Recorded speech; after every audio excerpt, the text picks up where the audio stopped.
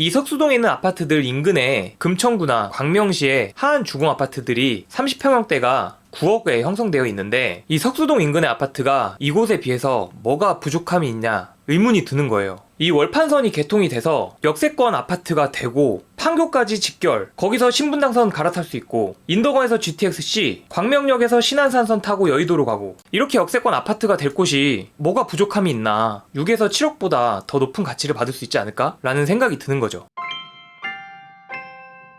이곳은 경기도 안양시 만안구 석수전화국 사거리 인근입니다. 이 만안구에 대해서 잘 모르시는 분들도 광명역은 한 번쯤 들어보셨을 것 같아요. 그 근처입니다. 들어가기 앞서 석수전화국 사거리를 기억해 주시면 좋겠습니다. 이 석수전화국 사거리가 추후에 월판선 만안역으로 들어올 예정이거든요. 여기가 월판선 만안역이 들어올 곳이고요. 현재 이 석수전화국 사거리는 인근에 지하철 1호선 관악역이 위치해 있고 도보로 12분 거리에 위치해 있어 도보로 왕래가 가능한 곳입니다. 등산을 좋아하시면 관악산을 많이 다니시잖아요. 안양예술공원에 대해서 들어보시지 않았을까 생각이 드는데요. 이 과거에 안양유원지라고 불렸던 곳인데, 저 또한 어렸을 때 이곳을 놀러왔던 기억이 있어요. 이 석수전화국 사거리에서 안양예술공원까지 도보로 20분 거리니까 1시간에서 1시간 30분 운동 코스로 다니기에 괜찮아 보이고요. 고속도로를 이용하기에도 좋은 위치입니다. 이 차로 5분 거리에 석수 IC와 일직 IC가 위치해 있어서 제2경인 고속도로와 서해안 고속도로의 진입이 용이하고요. 이 광명역의 인프라를 누리기 매우 좋은 곳에 입지해 있습니다. 어르신들에게 필수적인 대형 병원이 자가용으로 5에서 10분 거리에 위치해 있고요. 우리나라가 점점 노령인구가 많아지고 있는데, 이 노령인구가 많아지면 많아질수록 대형병원 주변에 입지한 아파트들의 가치가 올라갈 수밖에 없습니다. 이 지방에 내려갈 때 광명역을 한 번쯤 이용해 보셨을 것 같은데요. 최근에 개원한 중대 광명병원부터 이케아나 코스트코, 롯데 아울렛, 그리고 롯데 시네마도 있고요. 이 광명역 자체가 커다란 터미널이기 때문에 주변에 놀거리가 많고 공원도 잘 조성되어 있죠. 그래서 이곳과 가까우면 가까울수록 입지적으로 장점이 큰 곳이라고 볼 수 있습니다. 이 석수전화국 사거리에서 광명역까지 차량으로 5분이면 됩니다. 엄청 가깝지 않나요? 이곳에 광명시흥 신도시가 들어오고 여기에 광명 하한 아파트들이 있는데 거기보다 더 가까운 곳에 위치해 있습니다. 자동차로 5분 거리니 이 광명역의 인프라를 매우 편하게 누릴 수 있는 곳인 거죠. 이 자가용으로 다니는 게 워낙 좋다 보니까 대중교통으로는 상대적으로 아쉬워 보일 수도 있는데요. 14분 거리면 그렇게 아쉬운 것도 아니죠, 사실. 이 월판선은 제 영상을 보시는 분들이라면 한 번쯤 들어보셨을 것 같은데요. 이 광명, 만안, 종합운동장, 인덕원, 그리고 판교까지 이어지는 직결 노선입니다. 현재는 개통이 좀 미뤄져서 아마 2028년 그 전후로 해서 개통이 예상되고 있는데, 이 월판선 만안역이 석수전화국 사거리에 들어오게 되는 거죠. 이 현재 지도상의 어플상으로는 만안역 위치가 좀 다른데 현재까지 나온 정보로는 석수전화국 사거리에 들어오는 게 맞고요. 혹시나 이곳에 관심이 있으신 분들은 따로 교차 검증을 한 번 더 하시면 정확한 정보를 얻으실 수 있겠죠. 이 인천 송도에서 판교까지 직결로 연결되는 월판선이 들어오고 난 다음의 모습입니다. 이 석수전화국 사거리 만안역이라고 불리울 예정인데요. 이 석수전화국 사거리에 월판선 만안역이 들어오고 나면 우리나라의 금융 메카죠. 서울 3대 핵심 업무지구인 여의도까지 대략 30분에서 40분 정도 소요가 될 걸로 예상이 되고 있고요. 이 석수전화국 사거리에서 여의도까지는 직결로는 못 가고 월판선 한정거장인 광명역에서 한번 갈아타서 여의도로 가게 됩니다. 그리고 현재 우리나라에서 가장 많은 직장 인구가 위치해 있는 삼성역, 현대그룹의 GBC라는 어마어마한 빌딩이 들어올 계획인 이 삼성역까지 월판선을 통해 인덕원까지 가고 인덕원에서 GTX-C를 통해서 갈 수 있게 됩니다. 이것도 대략 30분 정도 안에 갈 수 있을 걸로 예상이 되고 있고요. 그리고 현재 4차 산업에 유망한 회사들이 많이 모여있는 판교까지 이 직결로 갈 수가 있게 되는데요. 이것도 대략 20분 정도면 도달이 가능하게 될 예정이고요. 물론 지금 당장 이렇게 갈 수 있다는 건 아니고 5년에서 10년 뒤를 예측해보면 그렇다는 얘기입니다. 이 정도까지의 호재라면 다른 곳들도 꽤나 찾을 수 있었을 겁니다. 하지만 이곳은 호재가 더 있는데요. 이 석수전화국 사거리 주변은 큰 테크노밸리가 두 곳이 계획되어 있습니다. 광명시흥 테크노밸리와 박달 테크노밸리인데요. 앞에서 말씀을 잠깐 드렸는데 광명시흥 테크노밸리의 경우에 이 향후에 들어오게 될 광명시흥 신도시의 일부 지역보다 이 석수전화국 사거리가 오히려 더 가깝게 있습니다. 박달 테크노밸리는 말할 것도 없고요. 이 석수전화국 사거리에서 박달 테크노밸리 예정지까지는 현재까지 교통으로 대략 13분 정도, 광명시흥 테크노밸리까지는 대략 14분 정도로 매우 가까운 곳에 입지해 있습니다. 이 한 가지 더 정보를 알려드리면 현재 추진 중인 인천 2호선이 광명역까지 연장이 되게 됩니다. 이 박달 스마트밸리 보이시죠? 이렇게 지나갈 예정이라고 현재 나와 있는데, 이 인천 2호선이 광명역까지 연장이 되면 인천까지의 접근성도 상당히 개선이 되는 거고, 제가 바로 전 영상에서 위례 가천선이 안양으로 연결될 수 있다고 영상을 올렸었는데, 이 위례 가천선이 비산동으로 연결이 되면 지식정보타운과 양재, 그리고 위로는 강남까지의 접근성도 개선이 되는 곳입니다. 업무지구들의 접근성이 굉장히 개선되는 거죠. 석수전화국 사거리 인근에 대해서 굉장히 좋은 얘기만 많이 했었죠. 호재가 많은 거는 맞아요. 호재가 많은 건 맞는데, 이 당장 살 집을 구한다면은 조금 애매한 감이 있어요. 그 이유는 주변 아파트들의 연식에 대한 사업성에 살짝 의문이 가기 때문인데요. 이 두산 이부다 아티움은 2022년식이니까 제외하기로 하고, 이 미래에 잘 될 곳이라고 생각을 하고 이곳을 보면 이 대단지 아파트들의 용적률이 장기적으로 봤을 때는 조금 사업성이 아쉬운 면이 없지 않아 있어요. 석수현대 아파트 같은 경우에는 1999년식으로 용적률이 376%나 되고, 석수 이편한 세상 역시 2002년식에 용적률 355%, 그리고 1987년식인 럭키 아파트가 용적률 235%인데, 이곳의 미래 가치가 좋은 것에 비해 개별 단지들의 미래 가치가 조금 아쉬워서 그런 점에서 딜레마가 있지 않나 싶은데요. 보통은 용적률이 낮고 대지 지분이 높은 곳들이 미래 가치가 높아서 한 10년에서 15년 장기적으로 보고 들어갈 만한데, 이곳의 현재 단지들은 그런 부분에선 애매한 점이 있어요. 하지만 저는 이 석수전화국 사거리가 월판선이 개통을 하고 나면 기존과는 정말 다르게 천지개벽할 것이라고 생각을 하고 있어요. 물론 지금도 나쁘다는 얘기가 아니고 미래의 이곳의 가치에 비해서 상대적으로 말하는 건데, 이 월판선이 개통을 하고 박달 테크노밸리와 광명 시흥 테크노밸리가 구체화가 되면 그때는 아마 이곳에 한번 변화의 바람이 불 거예요. 물론 지금도 추진을 하고 있는 곳이 있는 걸로 알고 있어요. 현재 용적률이 높아서 재건축이 힘들다면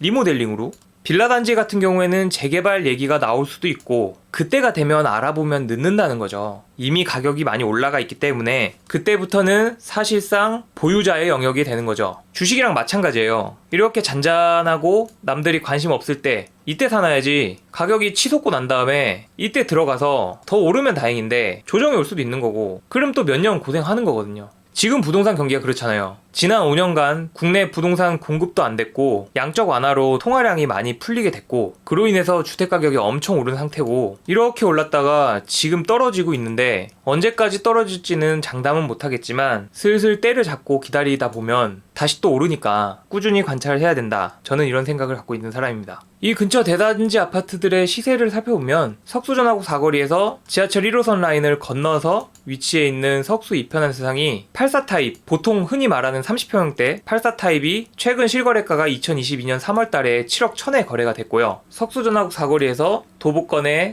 위치해 있는 석수현대아파트, 지하철 1호선 사이에 있는 곳이네요. 이 석수현대아파트의 마지막 실거래가 30평형대 84 타입 2022년 4월 7억 4,500에 거래가 됐네요. 이거 역시 30평형대 84 타입이고요. 마찬가지로 석수전화국 사거리 월판선 만ян역이 들어올 곳에서 도보권에 위치해 있는 럭키아파트, 이곳은 현재 재건축이 추진이 되는 걸로 알고 있는데, 그래서 이 석수 럭키아파트의 사업성에 대해서 좀 관심이 많은 분들이 계시더라고요. 이 석수 럭키아파트의 마지막 실거래가 30평형대 84 타입이 2022년 5월 6억에 거래가 됐죠. 그래서 이 근처의 시세를 보면 30평형대가 6에서 7억 정도의 형성이 되어 있는 걸로 볼 수가 있는데요. 요즘 아파트 가격이 워낙 많이 올라서 6억에서 7억 정도면은 그렇게 높은 가격이다 라고 볼 수는 없어요. 물론 현재 다른 곳들과 비교해서 그런 거고, 계속 부동산이 악세로 갈 거라고 생각을 하는 사람이라서 여기보다 좀 더 아래로 내려갈 수도 있겠다 라고 생각이 들긴 하지만, 그건 전체 경기에 대한 얘기인 거고, 이 석수동에 있는 아파트들 인근에 금천구나 광명시에 하한 주공 아파트들이 30평형대가 9억에 형성되어 있는데, 제가 봤을 때 이 석수동 인근의 아파트가 이곳에 비해서 뭐가 부족함이 있냐 의문이 드는 거예요. 이 월판선이 개통이 돼서 역세권 아파트가 되고 판교까지 직결, 거기서 신분당선 갈아탈 수 있고, 인덕원에서 GTX-C, 광명역에서 신안산선 타고 여의도로 가고, 소래포구에서 해안 접시하고, 이 월판선이 저기 동해안으로 강릉까지 연결돼요. 강릉에서 순두부 먹고 이렇게 역세권 아파트가 될 곳이 뭐가 부족함이 있나. 6에서 7억보다 더 높은 가치를 받을 수 있지 않을까? 라는 생각이 드는 거죠. 거기에 인근에 테크노밸리도 큼직한 게 2개나 들어오고 여기에 회사를 다닐 사람들이 광명, 시흥, 신도시나 광명역 인근의 아파트만 찾을 것인가? 이 주변에 있는 아파트들도 찾지 않을까? 향후에 실거주를 목적으로 한 사람들이 투자 목적으로 들어간 나의 물량을 받아줄 만한 사람들이 있다. 충분히 그럴 수 있지 않을까? 라고 생각을 해보게 되는 거죠. 현재 광명역 주변의 주상복합 아파트가 30평형대가 14억, 13억에 실거래가 됐고 광명역 센트럴자의 경우에 12억에도 거래가 되기도 했어요. 그래서 이곳의 시세가 대략 한 12억에서 14억 정도에 형성이 되어 있는데 사실 입지적으로 봤을 때 이곳을 뛰어넘을 수는 없다고 생각을 해요. 광명역 자체가 입지적으로 워낙 인프라가 몰빵되어 있고 철도 노선도 광명역 쪽으로 많이 지나가기 때문에 이 광명역이 석수동을 이끌어주는 형님 역할을 하지 않을까, 시세를 리딩해주는 역할을 할 것이다. 이런 곳들은 또 빌라도 관심을 많이 가지실 것 같아요. 장기적으로 봤을 때 개발이 될 만한 곳들은 재개발이 되면 빌라 또한 그만한 가치가 있으니까 이 빌라 쪽을 보면 월판선 만안역이 있고 주변의 빌라들은 워낙 가격들이 천차만별이라 대략 1억에서 3억까지 형성되어 있어요. 시세를 알아보니까 대략 대지지분 평당가, 우리가 흔히 말하는 그 평수 말고요, 대지지분 있죠, 대지지분. 이 대지지분이 평당가가 이 땅값을 보는 건데 장기적 관점에서 보면 현재 몇 평인가도 중요하지만 이 빌라가 대지를 몇 평을 깔고 있느냐, 사실 그게 전부거든요. 나중에 감정평가할 때 노후 빌라들은 어차피 건물이야 다 감가상각 돼가지고 가치를 많이 못 받는 거고 결국엔 땅이 남는 거니까 이 땅값이 얼마인지 봐야 되는데 시세를 알아보니 대략 대지지분 평당가가 2천에서 2,500 정도입니다. 대지지분 10평짜리 빌라를 살려면은 한 2억 5천 정도는 줘야 되더라고요.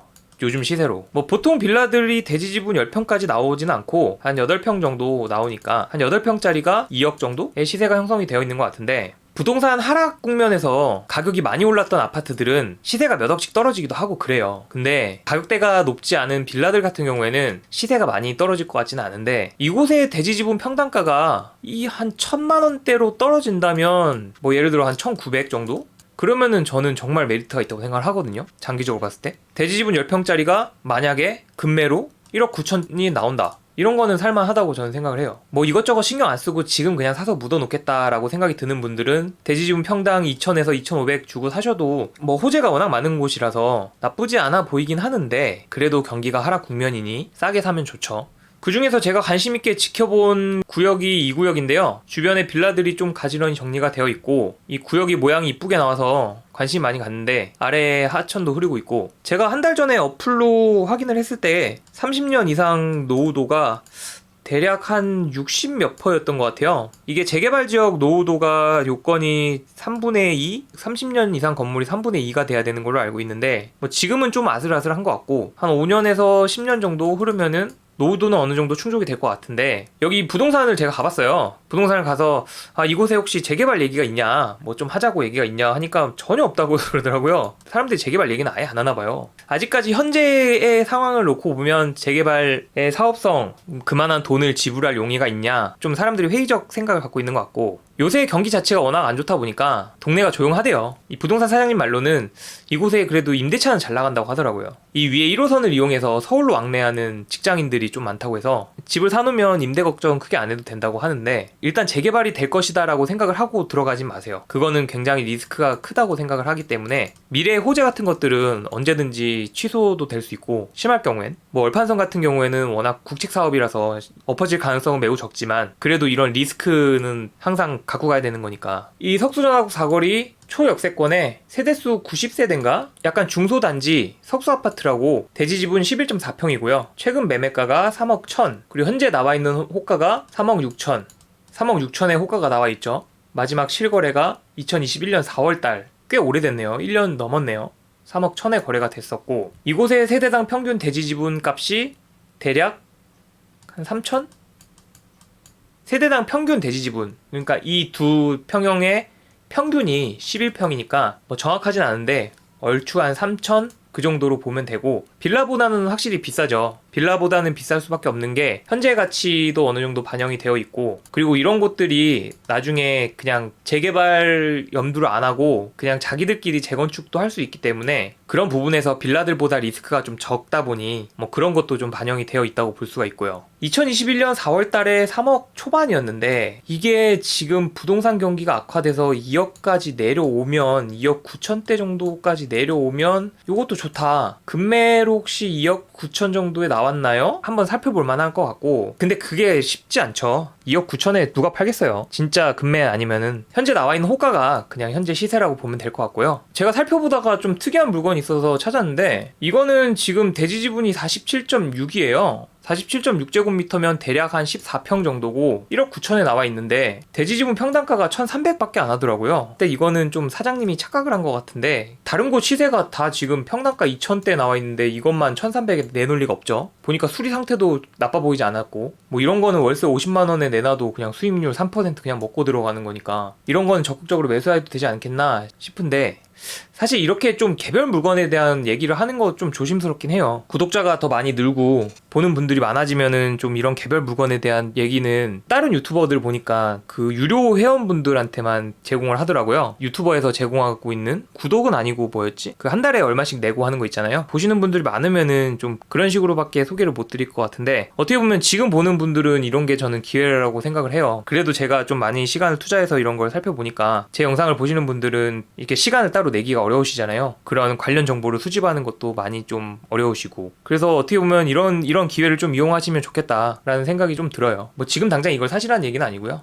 이건 아마 제가 봤을 때 매물이 좀 특이해요. 이건 좀 아닌 것 같아요. 이 월판선 만안역 인근 지역에 정리를 하면 미래 가치가 매우 훌륭한 곳입니다. 일단 월고 판교선에 대한 가치도 저는 굉장히 높게 보고 있고, 주변에 테크노밸리도 예정이 되어 있으니까, 그리고 광명역의 인프라를 누리기가 매우 좋아요. 자차로 5분 거리, 월판선이 개통하면 한정거장 거리에 영화관도 있고 병원도 있고 공원도 있고 아울렛 있지, 코스트코 있지, 이케아 있지, KTX로 지방 가기 편하지, 이런 것들이 주변에 많으면 삶의 쾌적성이 확실히 저는 좋아진다고 생각을 하거든요. 그래서 지금 광명역 주변에 주상복합 아파트들이 12억에서 14억이나 하는 거죠. 이런 인프라 때문에. 다만 주변 대단지 아파트들의 사업성은 조금 아쉬운 부분이 있어요. 이 아파트들은 지금 추진 중인 곳들도 있겠지만 아마 5년에서 10년 사이에 월판선이 개통을 하고 나면 그때부터 바람이 불기 시작할 겁니다. 마치면서 서울이란 도시는 과거부터 지속적으로 확장되어 왔습니다. 사대문부터 시작했고 구한말에 마포와 왕십리, 일제강점기 시대 때는 용산, 영등포가 경성에 편입이 됐고, 1970년대에 논밭이었던 강남, 그리고 마곡이 현 시대에 개발이 되었죠. 서울은 계속 확장해 나갑니다. 다만 과거에는 인접 도시 간 바로 붙어있는 도시들의 연담화 현상으로 확장이 되었다면, 현대시대에는 교통의 발전에 따라서 서울은 철도, 도로를 따라 확장해 나가게 됩니다. 일부 서울의 경우에 오히려 퇴보하는 현상도 겪게 될 것이고요. 저는 그 사이에 생겨나는 기회를 여러분들에게 소개해드리고 있습니다. 이 내용은 제가 아까 말씀을 드렸던 거고 잘 이용하셨으면 좋겠습니다. 저 또한 부동산 정보 많이 공유하고 구독자분들에게 더 나은 선택을 할 수 있게 도움이 되었으면 좋겠고요. 그렇게 하도록 노력하겠습니다. 이상으로 감성동네 복덕방 락원이었습니다. 감사합니다.